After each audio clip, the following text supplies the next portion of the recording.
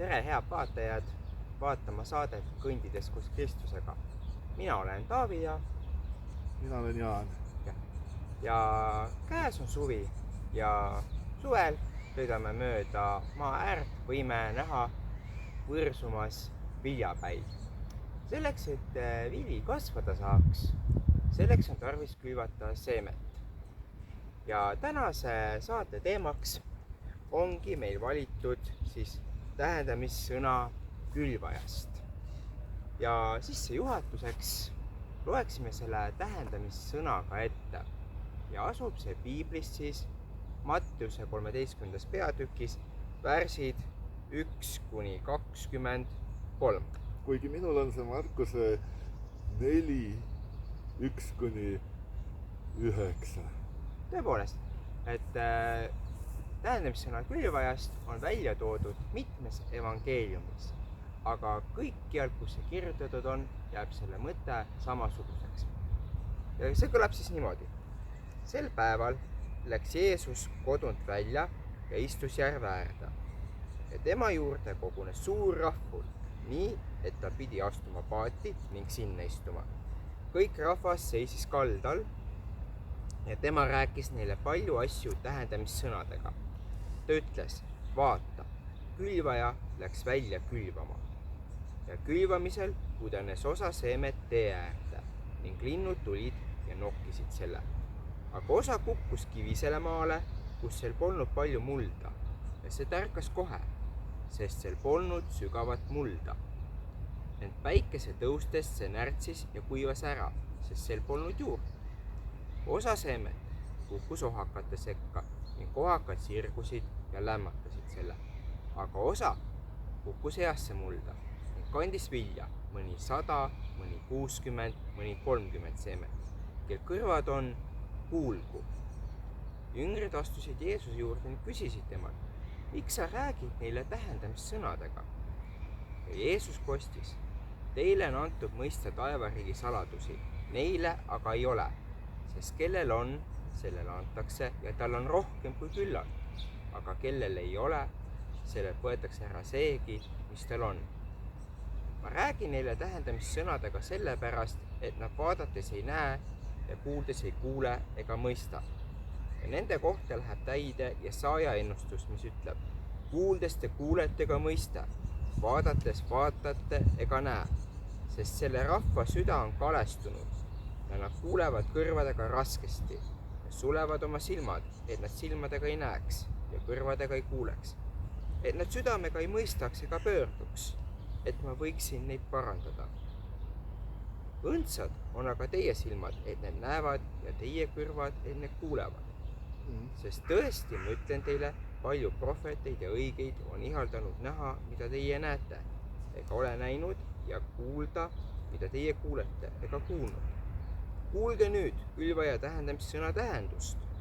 Iga ühe juurde, kes kuningriigist kuuleb, ent ei mõista, tuleb kuri ning riisub külvatud südamest. See on tee äärde külvatud.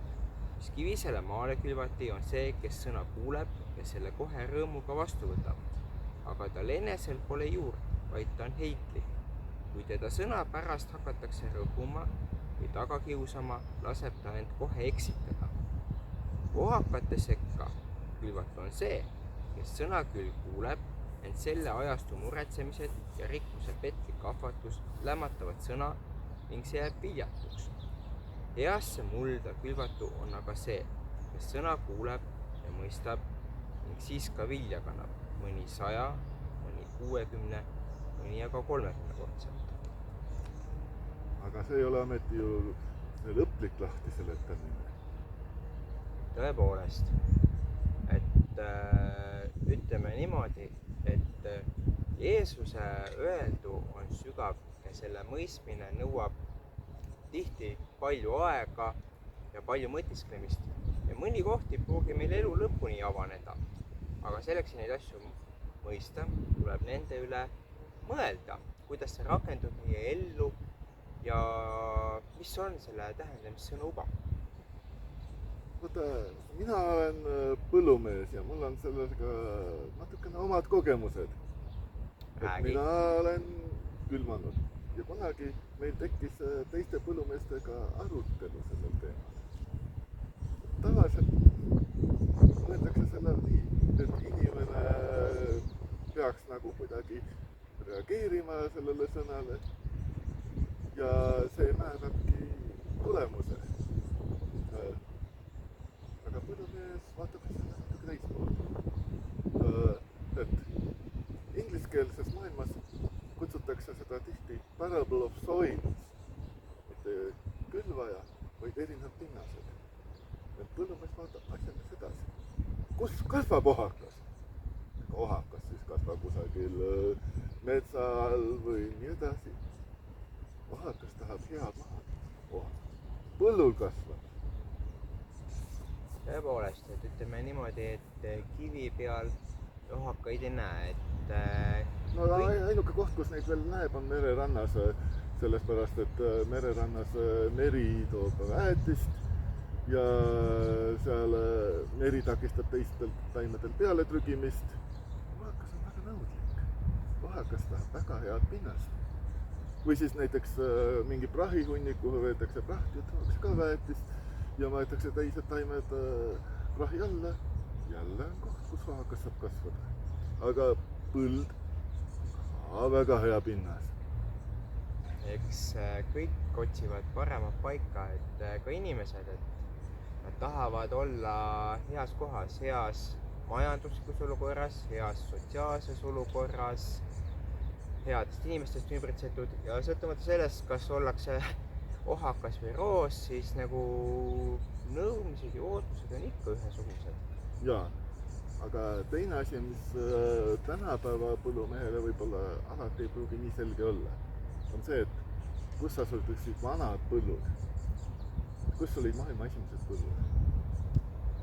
Kivisel pinnal. Miks? Sest kivi peal on õhuke muld. Seal ei ole palju mulda. Seda on kerge harida. Vanasti ei olnud vahendeid. Ja siis esimesed teadaolevad põllud siin maailmas on siin samas Eestimaal. Jõe-Lähtme vallas. Nüüd sa tõid välja sellise väga olulise sõna, harimine. Et tõepoolest, et sõna istutamine inimestesse, see on nagu külvamine. Aga selleks, et see sõna saaks kasvada, ei saa lihtsalt olla nii, et me viskame seemne maha ja loodame, et äkki juhtub midagi. Ka põllumees ei lähe ju kevadel põllu peale ja siis ei unusta seda septembrini, vaid käib pidev töö harimise nimel. Ja ka selleks, et see sõna saaks kasvada viljakamal pinnal, on lisaks sellele sõna edasiandmisele tarvis seda maad ehk siis ka inimest harida. Just. See on see asi, mida põllumees kohe märkab. Tavaliselt alustatakse lihtsatsetest pinnastest ja jõutakse lõpuks hea maani, kui seda tähendamist seletatakse. Aga põllumees vaatab teist. Põllumees vaatab seda, et kui põldu ei hari, siis ainuke asi, mis vilja kannab, on hea maha. Aga see ei piisa. Piiblis on öeldud, et on teatud 3 inimest, kes võiksid oma õigusest ise Jumala juurde jõuda. Üks oli Daniel, üks oli seesamune Hiob ja 3. oli minu arust Noa. Esekieli raamatus. See oli selleks ajaks. Selleks ajaks oli maailm olnud olemas juba väga pikalt. Seal oli olnud väga palju inimesi ja hea maa on kõiges 3. No, kui ma oleks külvaja, siis 3 sellist hea maa lapikest aastasadade jooksul väga suure ala peale. Seda on ilmselgelt liiga vähe. Ja ma olen kindel, et Jumal vaatab seda täpselt samamoodi. Nüüd me jõudsime selle maa harimiseni ja nüüd võiksime ka natukene rääkida sellest, mida see harimine siis tähendab vaimses mõttes, sest kui me mõtleme harimise näitele, näiteks me võime kohe esile tuua näiteks Taaveti, et ütleme niimoodi, et ta oli selline inimene, oli jumalale meelepärane mees, hakkavad ise väga aktiivselt tegutses sellega, et oma ellu neid ohakaid külvata. Et nüüd nendest ohakadest lahti saada, toimus harimine. Mis see harimine on? Sõna õppimine, palvetamine, patukahetsus ja siis meeleparandus. Ja need on need adrad ja kõplad, millega me põllu peale minna saame. Tegelikult ma arvan, Taavet iseloomustab pigem seda teist asja, kaljupealset pinnast, aga ohakatest rääkides maised mured. Jah, Taavetil olid ka maised mured, aga ta lähenes sellele natuke teistmoodi. Kuid Piiblis räägitakse, et me peame üksteise koormat kandma. Vaimses mõttes. See tähendab seda, et kui sa näed teise inimese elus ohakat, siis sa lähed ja aitad seda ohakat välja juurida. Et ei mõtle, et näe, tuli ohakas. Las minna, see ei olnud jumala plaan. Kahtlemata, et kui me ohaka ei näeme, siis tuleb toetada. Aga seejuures ei tohi muidugi unustada seda, mis öeldakse, et pindu näeme, et paika ei näe. Et sellel ajal, kui meie enda põld on kibuvitstes, ei maksa väga veel teiste ohakate juurde ronida. Kuigi vastastikune abi võib aidata nendest vabanemisel ka. Jaa, seal me vaatame ju, oleme vist kõik lugenud Hiobi raamatut. Hiobil olid elus järsku ühel hetkel väga suured ohakad. Ja siis tulevad sõbrad ja ütlevad, et kuule, sa pole piisavalt vaimne. Sa pead endaga tegelema. Vaat see on nüüd, kellest me oleme ümbritsenud, et need, kes tema juurde tulid, need külvasid pigem ohakaid juurde, kui võtsid neid ära. Või nad ei saanud aru, et kuidas need ohakad on ja kuidas neist vabaneda. Just, täpselt. Aga ega Hiob selle üle õnnelik ei olnud. Ja kui me ütleme, et mured on inimese enda probleem, siis me oleme täpselt nagu Hiobi sõbrad. Külvan ohakaid juurde ja Jumal vaatab taganetult selle kõige peale. Me jõuamegi lõpuks selleni, et see maa saaks äritud, me peame olema tarkadest põllumeestest ümbritsetud, ehk siis vaimsetest inimestest. Ja meil on tarvis, et ka meie koguduse kaaslased oleksid vaimselt targad, meie õpetajad oleksid targad, et see, mis me teeme, see nagu kasvataks seda huumuse tihti, mitte ei võtaks seda vähemaks. Just. Ja sinna jõuame nüüd selle teise pinnaseni, kivi peal. Kivipealne pinnas, vanasti Iisraelis ei olnud kombeks väga palju kasta, sest maa ei olnud eriti sobilik, aga samas nad teadsid, et kastmine on abiks ja selles mõttes oli piirkondi nagu Galilea, kus oli veekogud, oli võimalus, et maapind oli natuke tasasem. See oli see, kus oli parem põllumaa ja see ei tähenda seda, et nad üldse ei kastnud. Et lihtsalt kastmine on selline asi, mida alati teha ei saa. Et kui sul vett ei ole võtta, siis ei olegi vett võtta. Aga ohakatega saad sa alati tegeleda. Ohakatega saame kõik tegeleda. Aga kastmine nõuab seda, et sul oleks endal juba vee tagavar olemas. Tollal Iisraelis väga palju põllumajandust lootis ikkagi vihmaveele, sest vihmaperioodid on Iisraelis päris lühikesed. Nad on vähe vihmapäeva aastas, nad on palju vihma seal korraga. Ja siis see aitas siis kasvada ja siis nende vihmaperioodide vahel oli see põllumajandus. Jaa, aga Iisrael teadis ka seda, kuidas on lood Egiptuses, kus vihma praktiliselt üldse ei ole ja sa tuginedki ainult sellele suurele jõele, kus sa vett oma põllule upitad. Seal on üleujutus, mis toob muda, aga tegelikult sellest kastmisest ei piisa. Ja kui neil oli Egiptuse kogemus, siis nad piirkondades, kus nad said, rakendasid seda ka ise. Nii et väga huvitav koht on esimene kiri korintlastele, Pauluse esimene kiri korintlastele, kus Paulus räägib sellest, et tema käis seal Korintlases sõna külvamas ja siis ta jättis seal koguduse Apellese hoolde. kes kastis. Ja aga miks tuleb selline sõna nagu kastmine? Ega mina ei tea ühtegi teist allikat, kui see tähendab siin põlvajast. Et Paulus sai väga hästi aru, et kõik need paganad seal Korintases, neil ei ole ju oma juurt, neil ei ole mingit traditsiooni, mitte midagi. Et kui tuleb keegi, kes jätkab selle Jumala sõna tutvustamist, jätkab harimist, ta saab edasi minna. Kastmine on pellese töö. Aga Paulus sai ka väga hästi aru, et ega ilma kastmata selle asi ei edene. Ja ta pidi kirjutama vähemalt 4 kirja sinna Korintase kogudusele. Et ise ka edasi aidata seda kasta. See on väga hea tähelepanek, et see järjepidev kasvamine, et ei ole niimoodi, et ükskord saame selle hea põllumaa kätte ja siis on nagu finiš. Selleks, et see põllumaa püsiks hea, et see seeme saaks jätkuvalt olla selline viljakas, on see järjepidev kasvamine ja harimine väga vajalikud. Joo. No me teame 4. Korintuse kirjast ja teistele kogudustele ka Paulus kirjutas, aga need ei olnud ometi ainukesed kirjad. Need on ise need kirjad, millest me teame, millest on allikad säilinud.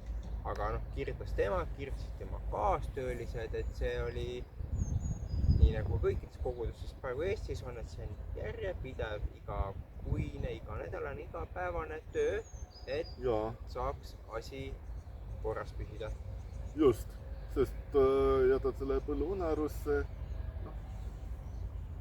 ei pruugi tulla, et neid varajase ja hiliseid vihmasid, millele Iisraeli rahvas lootis omal ajal.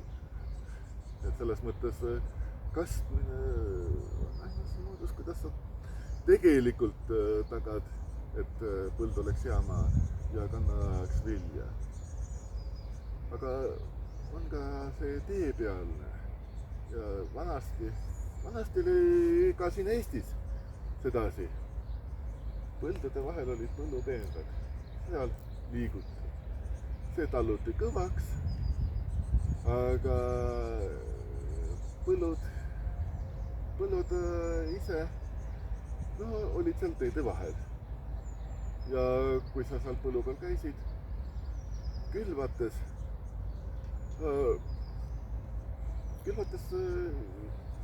see seeme langeb natukene meie pilgule kaootiliselt, juhuslikult ja osa langeb ka tee peale. Ja vaat, see on see, mida Jeesus ütleb. Kui langes tee peale, siis sellega ära arvesta. Seda ei ole. No mõtleme selle niimoodi, et see teeane, ütleme niimoodi. See on siis inimesed, keda käidakse näiteks parkidest või kaubanduskeskustest või filmime praegu TTÜ sisehoovist, et käiakse ka ülikoolis inimesi kutsumas teenistustele, et oletame, et see inimene, keda me kutsume, on selline siis see teepeane, et külvame midagi, läheb meist mööda, kõnnib minema ja nagu midagi ei jää. Aga samas, ütleme niimoodi, et oleme siin põllumehed justkui. Et iga kord, kui me sinna tee peale läheme, natukene seda mulda tõmbab endaga kaasa ja iga selle kõnetamisega see mullakiht natukene kasvab ja kasvab, kui saab tekkida see olukord, kus piisikene juurekene või võrsekene saab lõpuks hakata tekkima. Et see ütleme niimoodi, et me ei saa öelda, et see, mis me tee peale viskame, see on täiesti viljatu, et see on nagu see esimene hetk. See tähendab seda, et see on see pind, millega me peame hakkama tööd tegema. Ja, just. Tegelikult, kui sa kastad, siis taime juured urendavad seda aluspõhja, tekitad seda mulda juurde. Et kui sa ei kasta, siis paraku asjad ei muutu. Aga kui sa kastad, siis ühel hetkel on seal piisavalt mulda ja piisavalt juurt ja saadki sealt vilja seal. Aga tee peal selle peal pigem niiviisi, et vahel ei ole õige. Vaata, juutidel oli selline koht, et oli juubeli aasta ja siis tagastati kõik maad, mis olid omanikku vahetanud. See tähendab ka põllulapid, mis tähendab seda, et need teed ei olnud tegelikult peaaegu kunagi permanentsed. Et selles mõttes oletame, et meil on jagatud maalapp, sul tekib mingi probleem, sa annad selle naabrile üle mingi summa eest. Siis see naaber paneb põllupiiri teise kohta, tee liigub teise kohta ja see vana tehase, see saab üles haritud. Just. Ehk siis kõik on pidevas muutumises ja igal pool saab tärgata. Kui ma vaatan praegu enda ette, enda ümber, siis siin on kiviplaadid laotud teele, no kivi peal ju midagi kasvab, aga kivide vahel tärkab muru. Et kui on tahe, et kui on võimalus, siis leidub võimalus kasvuks. Jaa.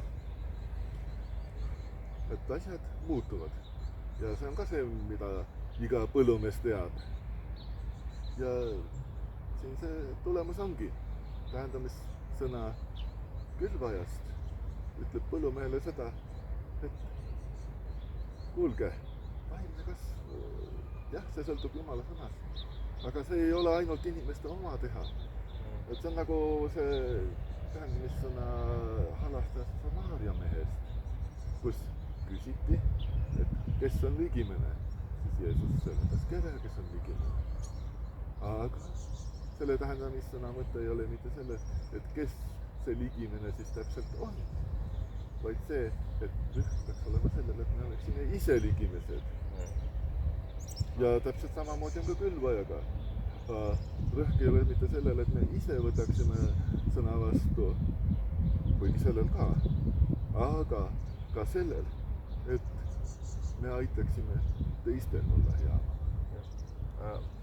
Loomulikult on tähtis ka töö iseendaga, et ütleme niimoodi, et me peame tegema tööd selleks, et me saaksime ise selleks nii-öelda heaks seemneks, mis suudab võrsuda ja kasvada, aga lihtsalt ümbritsevad põllumehed on need, kes saavad meid aidata sellest toetada. Just.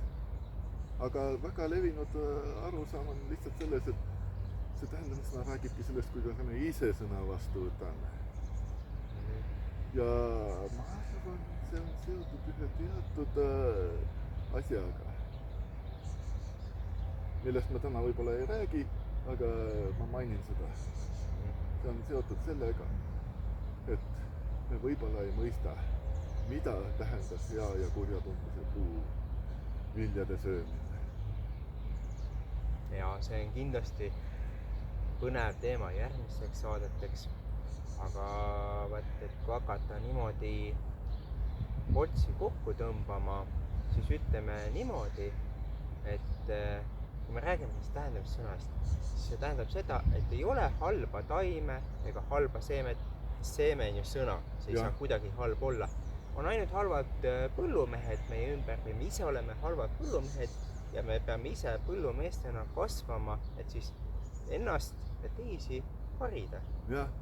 Sest külvaja läks heale maale, põllule, mis ta oli ette valmistanud. Iga agrokeemik, agronoom teab, põllumaa on palju parem maa, kui kõik õbritsad maad, sest sellest on pikalt hoolitsetud. Seeme oli kõike hea, kõik seeme oli hea, aga palju sõltus sellest, millisele maale ta langes ja kes olid need põlluharijad, kes sellest hoolt kandis. Sest Jeesus, tema külvas seemet, aga tema oma põllumaa andis siis põllumeeste kätte ja nemad siis vaatasid, harisid ja neil anti kohustuseks, pühaks ülesandeks vaadata sellest, et see põllumaa saaks ka edaspidi hästi harida. Just. Aga maa ise, see põllumaa, see on Jumala looming. Et see meie, kes me seda sõna vastu võtame, me oleme Jumala looming. Ja Jumala looming on iseenesest hea. Aitäh. Ja selle mõttega me võime ka täna selle joone alla tõmmata. Täname, et meid vaatasite ja kui vähegi on küsimusi, kindlasti kirjutage kommentaaridesse. Ilusat suve jätku!